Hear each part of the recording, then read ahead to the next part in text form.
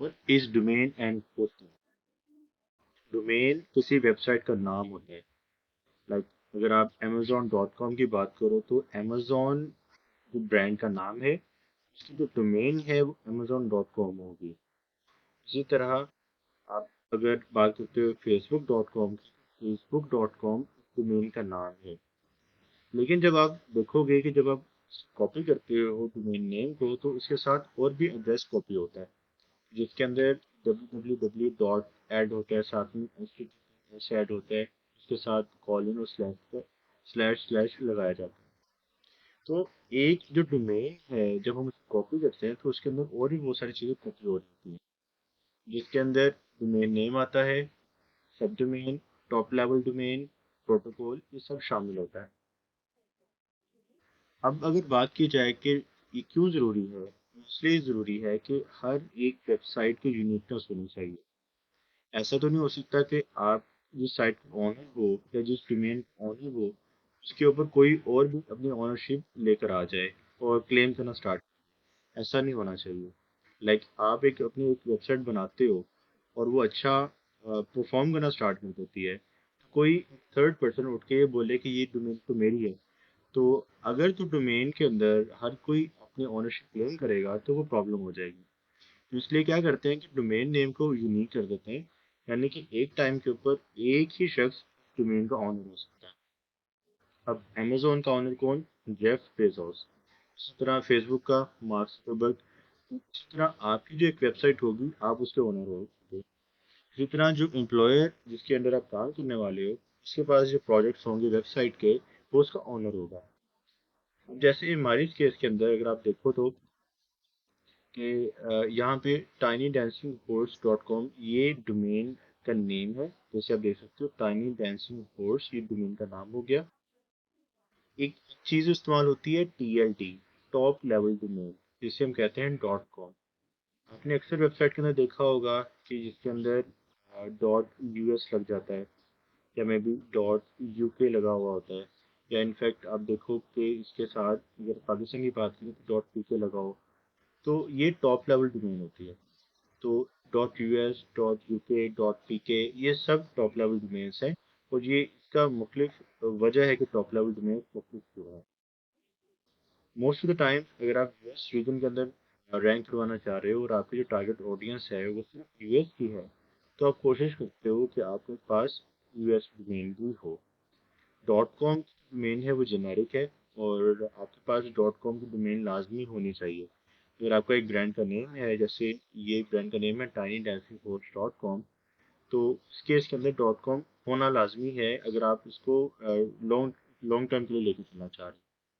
लेकिन अगर मैं अपनी बात करूं तो मेरी जो वेबसाइट मार्केट माइंड्स के नाम से है, जिसके अंडर आप ये सारा ये ट्रेनिंग ले रहे हो, इसकी मुझे .com की डोमेन नहीं मिली।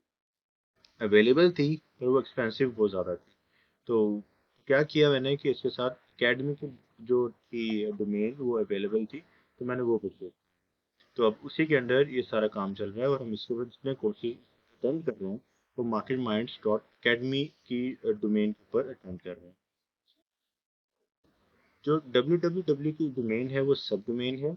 आप अक्सर देखोगे कि कोई जो बड़ा ब्रांड है, जैसे आप एग्जांपल ले लो दराज की, तो दराज में जो ब्लॉग्स होंगे वो ब्लॉग डॉट दराज डॉट कॉम के यूआरएल के साथ लेके चल रहा होगा। उसके बाद ये प्रोटोकॉल है। प्रोटोकॉल आप यूँ समझो कि इंटरनेट के एक तरह से फीचर है, और www यानी कि वर्ल्ड वाइड वेब ने इंटरनेट के यूजर्स के लिए इस प्रोटोकॉल को यूज़ करती है, ताकि फाइल्स को ट्रांसफर किया जा सके। प्रोटोकॉल्स और भी बहुत सारे हैं, जैसे FTP एक प्रोटोकॉल है। लेकिन जो मोस्ट कॉमन जो ये प्रोटोकॉल है वो HTTP का प्रोटोकॉल है। अब इसके अंदर जो एक चीज़ इस्तेमाल होती है, HTTPS। HTTPS का मतलब ये सिक्योरिटी वाला एक प्रोटोकॉल होता है, कि जो HTTP के इसके अंदर सारी की सारी ट्रेड्स होते हैं, क्वालिटीज़ होती हैं, लेकिन ये सिक्योर वर्जन होता है। तो most of the website secure version को इस्तेमाल करती हैं, और तमाम, बल्कि अब तो तमाम वेबसाइट HTTPS की जा रही हैं। इसकी वजह ये है कि गूगल ने एक तो रिस्ट्रिक्शन लगा दी कि हर वेबसाइट का HTTPS के साथ होना ज़रूरी है, और ये एक रैंकिंग फैक्टर भी है। आईडी कार्ड्स, एटीएम कार्ड्स और जो पर्सनल इंफॉर्मेशन हम किसी वेबसाइट को देते हैं तभी सिक्योर होती है कि जब उसके पास HTTPS का प्रोटोकॉल हो। तो इसके लिए SSL सर्टिफिकेट इंस्टॉल करना पड़ेगा। ये सर्टिफिकेट क्या है, हम टेक्निकल इश्यू जब समझेंगे तब देखेंगे, अभी के लिए हम इसको डिस्कस नहीं कर रहे।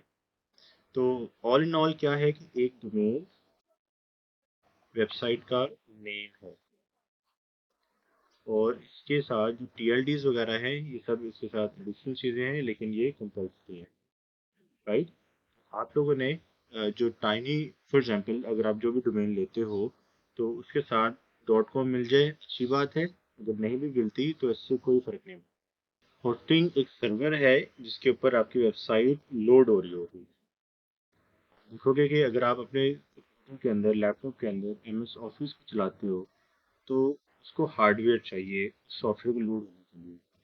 तो आपकी जो वेबसाइट होगी वो बहुत ज़्यादा जगह को स्टोर करेगी, बहुत सारे स्टोरेज चाहिए होगी जिसके ऊपर आप अपने इमेजेस को, टेक्स्ट को अपलोड कर सको और वीडियोस को अपलोड कर सको, अगर आपके पास वीडियोस का कंटेंट भी मौजूद हो।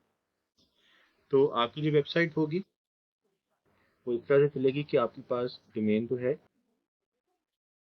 डोमेन है, और डोमेन में भी आपको जो भी नाम होगा डोमेन का, जैसे एक हम इस्तेमाल करने वाले हैं अपने केस के लिए गैरेज मास्टरी की डोमेन यूज करने वाले हैं। और ये जो वेबसाइट है ये होस्ट हो रही होगी एक सर्वर के ऊपर। ये होस्टिंग सर्वर एक कंप्यूटर है जिसके अंदर स्टोरेज है, जैसे हमारे कंप्यूटर्स के अंदर हार्ड डिस्क होती है या SSD होती है, HDD होती है, यहाँ पे SSD होती है, हार्ड डिस्क ड्राइव होती है, SSD होती है। तो इस कंप्यूटर के अंदर स्टोरेज होगा HDD या SSD होगी, या साथ आपको रैम मिलेगी, साथ में GPU भी हो सकता है।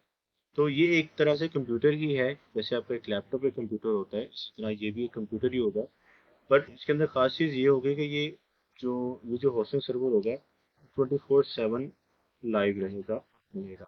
तो ये क्योंकि 24/7 रहता है और ये पब्लिकली अवेलेबल है, तो इसके ऊपर जो भी आप अपनी वेबसाइट को लॉन्च करोगे या होस्ट करोगे, इससे क्या होगा कि आपकी वेबसाइट अवेलेबल रहेगी 24/7।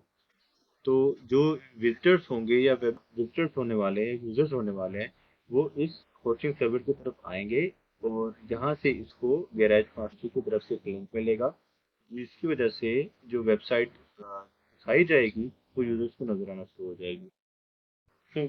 तो होस्टिंग एक सर्वर है जहाँ पे आपकी वेबसाइट स्टोर हो रही होगी या वेबसाइट का डाटा जो होगा वो स्टोर हो रहा होगा। अब आप देखोगे कि आपके कंप्यूटर के अंदर हार्ड डिस्क ड्राइव होती है जिसको स्टोरेज बोलते हैं।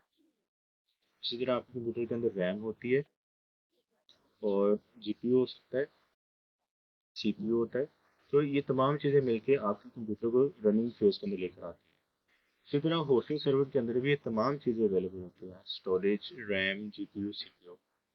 ये कर क्या रहा है कि आपकी जो वेबसाइट है वो एक सॉफ्टवेयर है, इसके अंदर मुख्तलिफ किस्म की एप्लीकेशन होंगी, प्लगइन होंगे, जिसकी वजह से मिलके एक आपकी वेबसाइट बन गई है।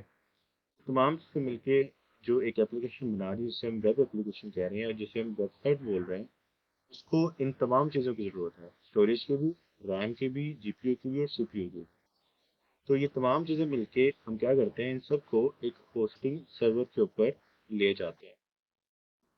होस्टिंग सर्वर क्या करता है कि ये 24/7 अप रहता है, यानी कि ये डाउन नहीं होता, ये शट डाउन नहीं होता। इन वर्स्ट केस ये शट डाउन हो भी जाता है, लेकिन वो जो होस्टिंग प्रोवाइडर्स होते हैं वो 99.9% टाइम क्लेम करते हैं कि हमारा सर्वर हमेशा अप ही रहेगा। तो इस वजह से हम अपनी वेबसाइट को ऐसे होस्टिंग सर्विस के ऊपर ले जाते हैं और वहाँ पे उसको होस्ट करते हैं। अब वेब ओनर क्या करते हैं कि उनके पास डोमेन नेम है, मेन नेम को वो लिंक कर देते हैं होस्टिंग सर्वर के साथ, जिसको हम DNS कहते हैं, डोमेन नेम सर्वर। इस डिटेल में हम टेक्निकल एसईओ कोर्स में डिस्कस करेंगे, और अभी हम सिर्फ इसके जेनेरिक ओवरव्यू ले रहे हैं कि ये होता क्या है। आपकी वेबसाइट होस्ट होगी होस्टिंग सर्वर के ऊपर, जहाँ पे डोमेन नेम आपको इसके साथ लिंक करना होगा।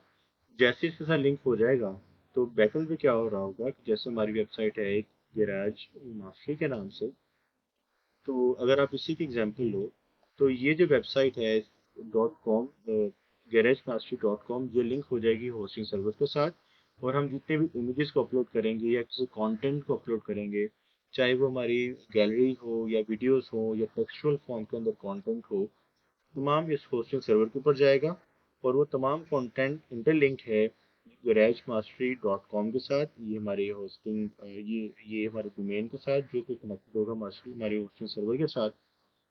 तो जब भी विजिटर्स इंटरनेट के ऊपर इसको सर्च करेंगे, तो वो अपने कंप्यूटर के ऊपर इसको देख सकेंगे, इसके कंटेंट को भी और इस डोमेन नेम के साथ देख सकेंगे।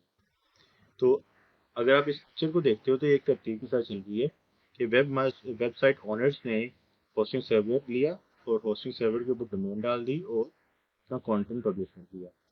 अब जो विजिटर्स होंगे, कि जहाँ पे हमारे पास विजिटर्स आ रहे हैं इस पेज के अंदर, जो कंप्यूटर पे सर्च कर रहे होंगे कि या गूगल पे सर्च कर रहे होंगे, वो इंटरनेट के जरिए से हमारी होस्टिंग सर्वर तक आएंगे। तो होस्टिंग सर्वर उनको क्या करेगा, विजिटर्स को सारा कंटेंट दे देगा थ्रू इंटरनेट। इस तरह से प्रोसेस है। अब अगर मैं आपको अपनी वेबसाइट दिखाऊं जिसके ऊपर हम काम करने वाले हैं कोर्स के अंदर, ठीक, ये हमारी वेबसाइट है जिसके ऊपर हम काम करने वाले हैं। तो यहाँ पे आपको इसका मिलेगा डोमेन लिंक, जिसे हम वेबसाइट लिंक भी बोलेंगे। तो यहाँ पे आप देख सकते हो कि HTTPS के पास प्रोटोकॉल है, www ये उसके डोमेन है, गैराज मास्टरी ये डोमेन है, और .com इसकी TLD है। ये ऑल इन ऑल क्या बन रहा है, एक वेबसाइट का डोमेन लिंक बन रहा है। इसी तरह अगर मैं किसी यहाँ पे किसी भी पोर्शन को क्लिक कर देता हूँ, तो उसको हम ये मुझे रीडायरेक्ट करेगा इस वेब पेज की तरफ लेकर जा रहा है। तो यहाँ पे मुझे इसका URL मिलेगा। तो हमें यहाँ से दो चीज़ें देखने को मिली, एक है इसका डोमेन लिंक, डोमेन एड्रेस, और यहाँ से हमें इसका कंप्लीट URL मिल रहा है। तो हम क्या करने वाले हैं इन फ्यूचर कि हम जब इस पोस्टिंग करेंगे या लिंक बिल्डिंग करेंगे, तब हमें URL के साथ बहुत ज़्यादा खेलना पड़ेगा। और हमें जो वेब मास्टर्स होंगे जिसको हम आउटरीच करने वाले हैं, उनको इसी URL के जरिए से लिंक जनरेट करने के लिए रिक्वेस्ट की जाएगी। सो होप सो कि आपको समझ में आ गया होगा।